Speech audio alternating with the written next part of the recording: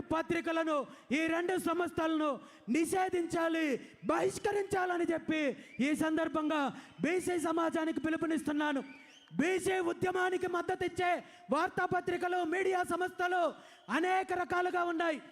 కేవలము మేం చెప్పిందే వేదము, మేం రాసిందే వేదం అని చెప్పే పరిస్థితి ఈరోజు లేదు. సోషల్ మీడియా ఉంది, అనేక టీవీలు ఉన్నాయి, అనేక వార్తాపత్రికలు ఉన్నాయి.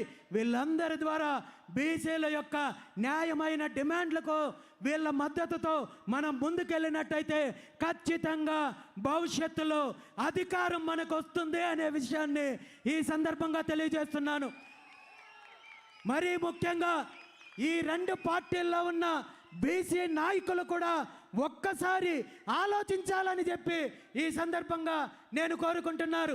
ఇంకెంతకాలం ఈ బానిసత్వం, ఇంకెన్ని తరాలు ఈ వంచన, ఇంకెన్ని తరాలు ఈ ఆత్మగౌరవాన్ని చంపుకొని ఈ పార్టీలు మోచేతి దగ్గర, మోకాళ్ళ దగ్గర కూర్చొని మన భవిష్యత్తుని, ఈ రాష్ట్ర అభివృద్ధిని పూర్తిగా కుంటపడేలా చేసి వీళ్ళ యొక్క దోపిడీకి మనం మద్దతు ఇవ్వాలి, వీళ్ళ దోపిడీకి మనం అండగా నిలబడాలి.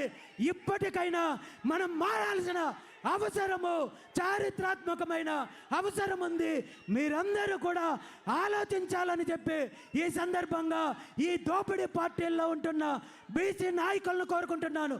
నాకు తెలుసు ఈ పార్టీల్లో ఉన్న ఏ ఒక్క నాయకుడికి స్వతంత్రం లేదు, అధికారం లేదు. కేవలం పేర్లు పెట్టుకోవడానికి మాత్రమే ఈరోజు పదవులు ఇస్తున్నారు తప్ప మీ పరిస్థితి ఎలా ఉందో నాకు తెలుసు. కాబట్టే ఈరోజు మీ అందరికీ పిలుపునిస్తున్నాను. మీరు ఆలోచించి ఒక్క అడుగు ముందుకు వేయండి. ఈ దోపిడీ పార్టీలను బంగాళాఖాతంలో కలిపేయడానికి నేను సిద్ధంగా ఉన్నానని చెప్పి ఈ సందర్భంగా తెలియజేస్తున్నాను. మీ పెద్దరికానికి, మీ గౌరవానికి ఏమాత్రం ఆటంకం లేకుండా మీ స్థాయిని పెంచే విధంగా నేను మీ అందరి ముందుంటాను.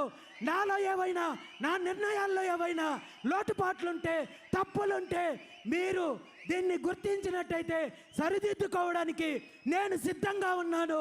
ఈ రెండు తెలుగు రాష్ట్రాల్లో ఉన్న బీసీ నాయకత్వము ఒక్కతాటిపైకి రావాల్సిన చారిత్రాత్మకమైన అవసరం ఉందని చెప్పి ఈ సందర్భంగా తెలియజేస్తూ, ఖచ్చితంగా భవిష్యత్తులో బీసీలకు రాజ్యాధికారం వచ్చేంత వరకు ఆంధ్రప్రదేశ్ రాష్ట్ర ముఖ్యమంత్రి పదవి దగ్గర నుండి, తెలంగాణ రాష్ట్ర ముఖ్యమంత్రి పదవి దగ్గర నుండి అన్ని స్థాయిల్లో బీసీలకు నిజమైన అధికారం రావడానికి మిగిలిన అన్ని వర్గాలతో కలిపి, దళితులతో కలిపి, కాపులతో కలిపి, వైశ్యులు, బ్రాహ్మణులు, అన్ని సామాజిక వర్గాలు, ఈ 2-3 పార్టీలు ఏవైతే దోపిడీ పార్టీలు ఉన్నాయో వీళ్ళ బాధితులే. కాబట్టి మనమందరము కూడా ఏకమవ్వాల్సిన చారిత్రాత్మకమైన అవసరము ఇప్పుడు వచ్చిందని చెప్పి ఈ సందర్భంగా మీ అందరికీ పిలుపునిస్తున్నాను.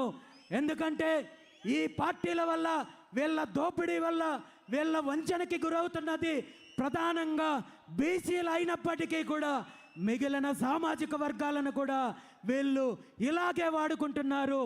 దళితులకు ఆ మహనీయుడు ఇచ్చిన రిజర్వేషన్ల వల్ల వీళ్ళు పదవులు ఇస్తున్నారు. కానీ అదే లేకుండా ఉంటే ఈరోజు మంత్రి పదవులో, ఎమ్మెల్యే పదవులో, ఎంపీ పదవులో కాదు, కనీసము వార్డు మెంబర్గా కూడా ఈ దోపిడీ పార్టీలు అవకాశము ఇచ్చిండేవి కాదు అనే విషయాన్ని ఈ రాష్ట్రంలో, తెలుగు రాష్ట్రాల్లో ఉన్న ఎస్టీ, ఎస్టీ సోదరులు, నాయకులు గుర్తించాలి.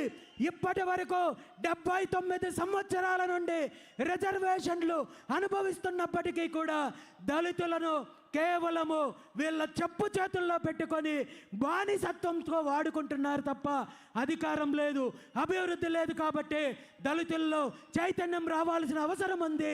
ఈ ఉద్యమంలో కలిసి రావాల్సిన చారిత్రాత్మకమైన అవసరం ఉందని చెప్పి ఈ సందర్భంగా పిలుపునిస్తున్నాను.